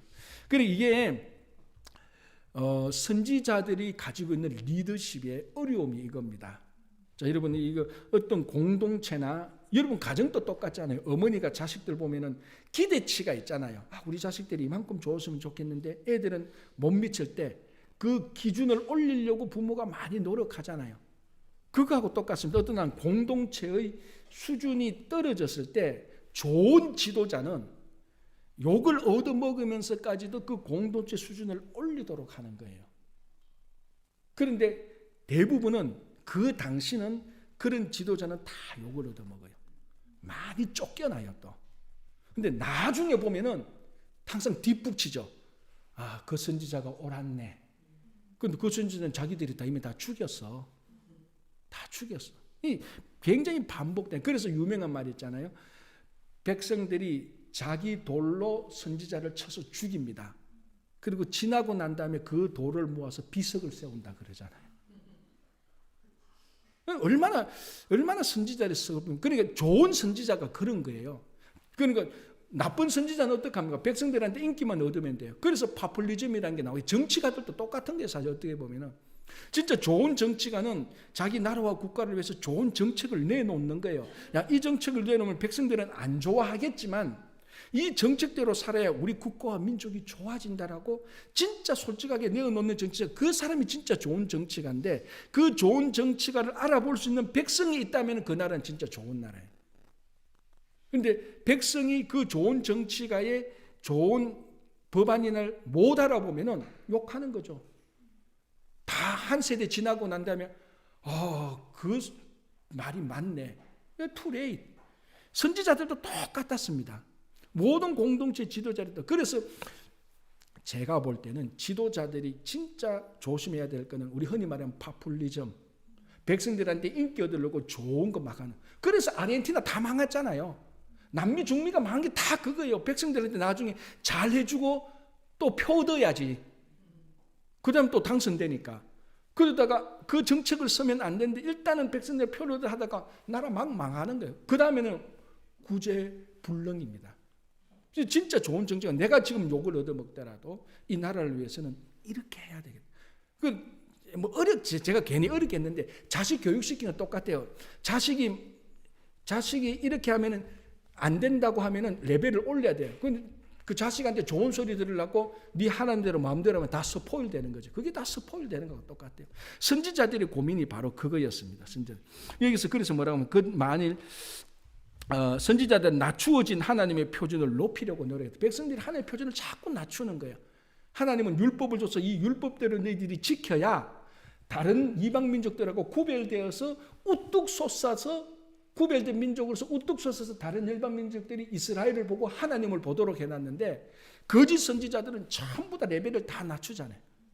예레미야 때 거짓 선지자, 하나냐 같은 이런 선지자들, 거짓 선지자는 많이 낮. 이 선지자들은 백성들한테 좋은 말만 해요. 그때 그래서 선지자 가운데 제일 힘든 선지자가 예레미야잖아요. 눈물의 선지자.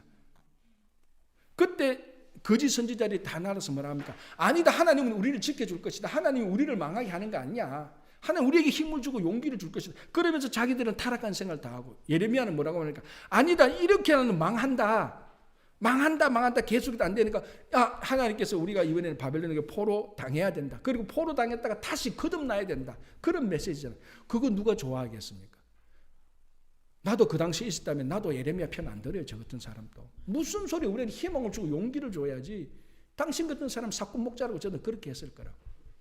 근데 지나고 나니까 이 예레미야가 진짜 하나님의 선지자예요.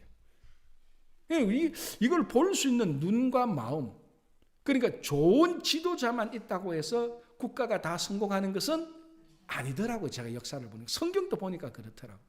그걸 지지할 수 있는 백성들, 볼 수 있는 백성들, 그런 사람들이 많이 더 약간만 있어도 그 국가는 제대로 돌아가요. 그래서 남유다도 이제 요시야 왕 죽고 난 다음에는 왕대라고 다 엉망이죠. 다 망하는 거예요.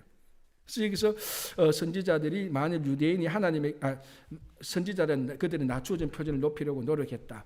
그들은 만일 유대인이 하나님의 경고를 듣지 않으면 약속의 땅에서 쫓겨날 것임을 확인했다. 자, 이 말을 선지자들이 하기가 쉽겠습니까? 우리 조상들을 통해서 애굽에 있는 우리 백성들을 그 40년간 광야 동안 약속의 땅에서 살고 있는데 너희들이 하나님의 말씀대로 안 하면 이 땅에서 다 쫓겨날 것이다. 이거 듣는 백성들이 얼마나 기분 나쁘겠어요. 무슨 저놈의 선지자가 저렇게 말하냐고. 우리를 쳐들어오는 백성들을 하나님께서 다 물리친다고 말을 해야지. 말을 안 되면 우리가 쫓겨난다고? 하나님께서 우리에게 주신 이게 약속의 땅인데, 백성들이라면 당연히 하나님의 말씀을 안 되면 우리 쫓겨난다 그 말 싫어할 거라고. 하나님은 우리에게 힘을 주실 거다. 열방이 쳐들어와도 하나님께서 물리쳐 줄 것이다. 그 선지자에게 박수 칠 거라. 그 선지자한테 다 몰려갈 거라고. 근데 그래서 예레미야 같은 경우는 사람들이 없어요, 주변에. 같은 동족으로 또 욕마 당하고 그렇잖아요. 자, 그래서 그걸 말한다. 그러나 다시 그들은 만일 유대인이 하나님의 경고를 듣지 않으면 약속의 땅에서 쫓겨날 것임을 확인했다. 그러나 무시무시한 메시지를 전했기 때문에 선지자들은 인기 투표에서 환영을 받지 못했다. 실상 일반 대중의 반응은 오늘날의 통상적인 반응과 별로 다른 것이 없다. 그들은 메시지가 너무 직접적이면 설교자를 핍박한다. 오늘날 우리말로 옮기면 뭡니까? 메시지가 너무 직접적이면 우리는 나를 친다라고 그렇게 말한다 이 말이죠. 그죠?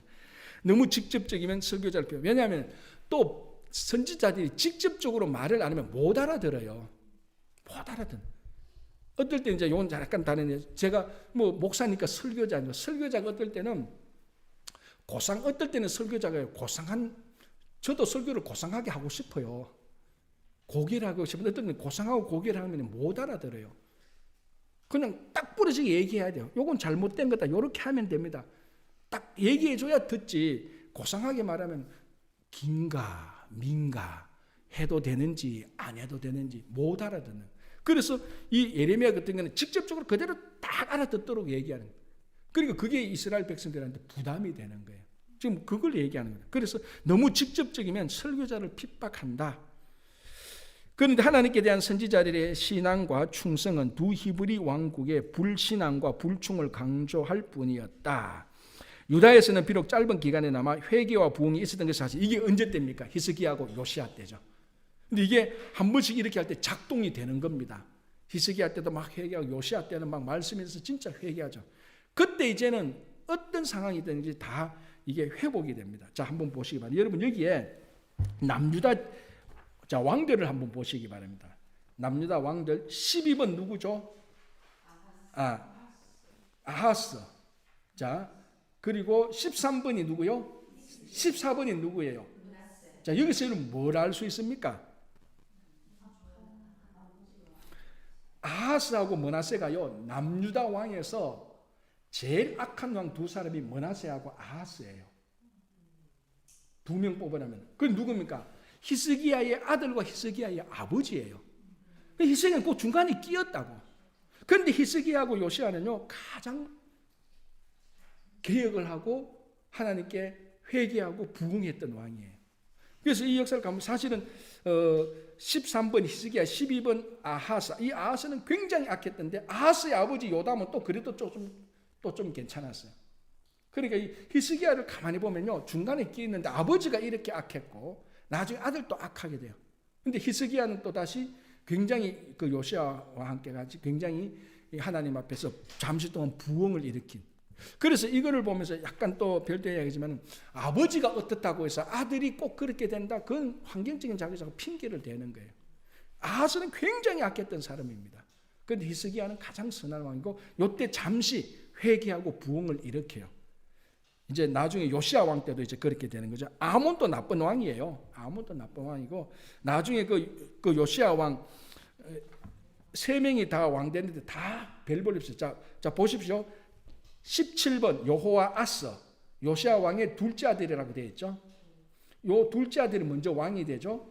그리고 18번 여호야김 또는 엘리야김이 요시야의 큰 아들이 왕이 됩니다. 첫째 둘째가 바뀌어서 왕이 돼요. 그리고 난 다음에 여호야김의 아들이 왕이 돼요. 그러니까 요시야의 손자 되고, 그 다음에 다시 이 여호야김이 안 되고 이제는 요시야 왕이 또 아들이 됩니다. 그게 시드기야하고 요시야의 셋째 아들이 되죠. 그죠? 그래서 요시야 왕의 세 아들이 왕이 되는데 둘째, 첫째, 셋째로 되고 그 중간에 손자가 왕이 되는 거예요. 이 복잡한 상황들. 이 이후에는 그러니까 17, 18, 19, 20은요 전부 다 하나님께 제대로 섬기지 않는 왕이에요. 그런데 아버지하고 너무 다르지 않나요? 아버지는 사실은 이 20명 가운데 좀 표현해서 한 명을 뽑으라 그러면 요시야예요. 히스기야보다 더 요시야가 더 개혁적이에요. 훨씬 더. 그래서 물론 요시야는 이제 애굽하고 우리말로 괜히 그 전쟁터에 끼어다가 죽게 되는 그런 마지막에 좀 미스테이크도 있지만 그 전에는 요시야는 히스기야보다도 더 개혁적으로 말씀으로 계획을 잘 했다라고 굳이 비교하자면은, 자, 근데 그 아들들은 보면은 전부 다, 아니, 아버지가 저렇게 훌륭했다, 아들은 왜 이래 이 모양이야? 그런 것들이 수두룩하다니까요. 자, 어쨌든 이제 오늘 이 교재에 보면은 그러나 잠시 동안 그러한 회개는 선지자들의 말을 죄송합니다. 유다에서는 비록 짧은 기간이나마 회개와 부흥이 있었던 것은 사실이다.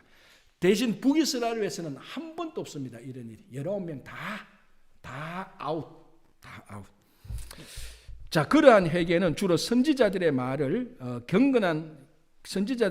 경험한 경건한 왕들에 의해 주도되었다. 이제 히스기야와 요시야가 대표적이죠. 그러나 이스라엘인들의 일반적인 경향은 외세에 의해 포로가 되고 유배되는 그 한 가지 길로만 향하고 있었다. 그들은 선지자들의 강력한 경고를 듣지 않았기 때문에 그들 자신의 잘못으로 인해 고난을 받았다. 성경에 나오는 심판 중에서 경고 없는 심판은 단 하나도 그 예를 찾아볼 수가 없다. 그러니까 자, 여러분, 이 말은 뭡니까? 하나님께서 주시는 심판은 은혜입니까? 불운입니까? 100% 은혜예요, 진짜로. 100%. 그래서 우리가 심판의 하나님의 경고, 하나님의 이 경고에 대한 것에 대해서 우리가 신앙적으로 사실 재정립해야 돼요. 이걸 좀 뒤집어 말하자면은, 오해는 듣지 마시면, 설교자가 성도들한테 경고를 하는 건 은혜예요, 사실은. 그런데 그 경고를 듣고 이게 은혜라고 생각하는 성도가 과연 몇 %가 있겠느냐는 게 저의 질문이죠. 목사님이 오늘 나를 의도적으로는 안 했지만은 말도는 우리한테 경고의 메시지구나. 이게 여기 은혜가 있구나라는 것을 발견할 줄 아는 사람. 그런데 어떤 사람은 경고의 메시지가 기분 나쁘네. 이제 그러면은 이 남유다처럼 북이스라엘처럼 그렇게 가는 거예요. 오늘 보십시오. 심판 중에서 경고 없는 심판은 하나도 없습니다. 이게 뭘 말합니까? 경고를 들으면은 심판은 사라지거나 계속해서 유예되는 겁니다. 계속해서 유예되는 거죠. 그러니까 이 심판이야말로 경고야말로 정말 하나님께서 심판 마지막 전에 주시는 최고의 은혜입니다. 그래서 경고를 들었을 때 그게 개인적이든 단체적이든 집단적이든 경고를 들었을 때 여기에 하나님의 은혜가 있구나. 우리 자신을 한번 되돌아보자. 그러면은 사는 거예요. 기분 나쁘네? 그럼 100% 다 죽는 겁니다. 기분 나쁜 것 이상으로 더 기분 나쁘게 죽는 거예요, 나중에는. 그죠? 그래서 성경에 나오는 심판 중에서 경고 없는 심판은 단 하나도 그 일을 찾아도 오죽했으면요, 우리가 잘 아는 대로 아수르의 수도 니느웨도 경고를 줍니다. 요나도 주고 나홈도 주잖아요. 다 우리 앞에서 하는 것처럼. 사실 우리가 성경을 쭉 보면요, 아수르 같은 그런 아수르는 굉장히 잔인한 민족이에요. 굉장히 강팍한 민족이고요. 아수르 같은 민족은 경고 없이 그대로 쳐야 돼요, 사실은. 경고가 뭐 필요해서 그대로 심판하면 되는데 아수르조차도 하나님께서 선지자를 보내서 경고를 합니다. 그런데 자, 요나 때는 어떻게 됩니까? 그 경고를 왕과 백성들이 덥석 받아버린 거예요. 그래서 하나님께서 마음을 바꾸어 버린 겁니다. 이 경고에 주어지는 엄청난 은혜가 있단 말이에요. 그죠? 자, 모든 경우에 있어서 하나님은 경고하셨을 뿐만 아니라 회개함에 따라 용서하셨다. 이 경고를 받고 회개할 때 하나님 용서가 있는 겁니다. 그죠? 하나님은 자신의 방법을 바꾸지 않으셨다. 우리의 삶을 반복적으로 교정시켜 주심으로써 하나님은 우리에게 무엇을 말씀하시려고 하는가? 하나님은 자신과 협력하기를 우리 스스로 선택하게 하실 것이다. 하나님은 우리의 순종을 격려하는데 필요하다면 어떤 것이라도 하고자 한다. 우리의 순종을 만들어내기 위해서 하나님께서는 여러 가지 방법을 하신다는 겁니다. 예언하는 것뿐만 아니라 예고하는 것도 선지자의 임무였다. 자, 여기서 예언은 너희들이 이렇게 하면 이렇게 될 것이라는 미래의 일을 말하는 것도 있지만 그 앞에 예고하는 것도 선지자의 임무라는 겁니다. 미래를 예고하는 일은 백성들이 변화하도록 격려하고 하나님의 심판에 주목하도록 하고 그 심판이 나중에 실현될 것을 증명하도록 계획되어져 있다. 선지자의 생애 중에 실현되는 단기적인 예언들은 그의 설교의 권한을 실정해 주었다. 그래서 선지자들의 예언이 그 설교였으니까, 그죠? 먼 미래에 미치는 장기적인 예언 중에는 아직까지 성취되지 않은 것도 있다. 자, 이게 좀 약간 전문 용어로 말하면 이중 예언입니다. 이중 예언. 선지자들이 예언하는 것, 예를 들어서 예루살렘이 멸망한다고 예언하는 그 실제적인 내용과 여기와 더불어서 맞물려서 종말에 있을 예언, 이런 것들하고 이중적인 예언으로 이루어지는 것도 참 많아요. 그건 나중에 우리가 이제 한번 또 기회가 되면 같이 보고요. 그래서 아직 여기서 먼 미래에 미치는 장기적인 예언 중에는 아직까지 성취되지 않은 것도 있다. 이는 하나님의 연단이 그분의 분노를 의미하는 것만은 아님을 보여준다. 징계는 백성을 쫓아내기 위한 것이 아니라 항상 바로주기 위한 것이다. 여기에 밑줄을 그어주시기 바랍니다, 여러분. 징계는 백성을 쫓아내기 위한 것이 아니라 항상 바로잡아 주기를 위한 것이다. 경고도 똑같죠. 경고하는 것은 우리를 죽이려고 하는 게 아니잖아요. 살리려고 하는 거잖아요. 예를 들어 우리 일상에도 똑같습니다. 경고, 여기는 그 전기 고압이 있으니까 들어가서는 안 됩니다. 우리를 죽이려고 하는 거예요? 살리려고 하는 거예요? 살리려고 하는 거예요. 그 경고를 들으면 사는 거예요. 경고를 무시하면 죽는 거예요. 그 경고의 목적은 우리를 살리려고 하는 겁니다. 하나님의 경고도 똑같습니다. 우리를 살리려고 하는 거죠.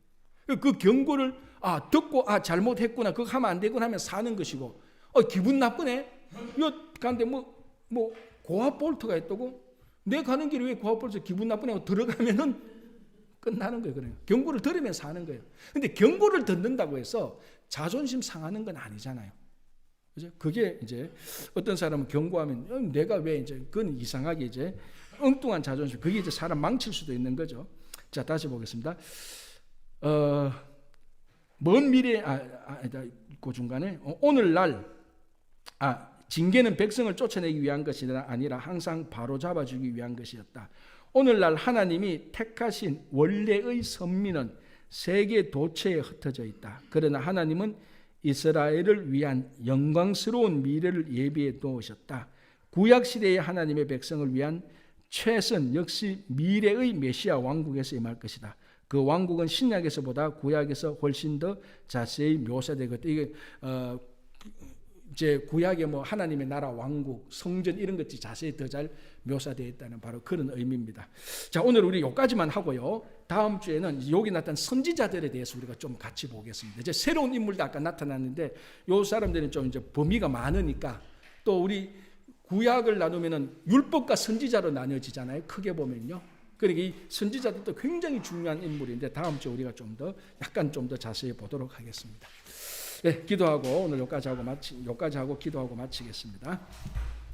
하나님 아버지, 이제 우리가 분열 왕국 시대를 봅니다. 많은 왕들이 있었고 또 많은 선지자들이 있었고 또 그런 시대를 통해서 경고도 주어지고 또 하나님께서 징계를 주지만 결국 이 모든 경고와 징계는 우리를 살리기 위한 것이라는 것을 고백하고 우리 자신을 되돌아보며 늘 하나님 앞에 겸손하게 나가고 회개하는 심령이 되게 하여 주시옵소서.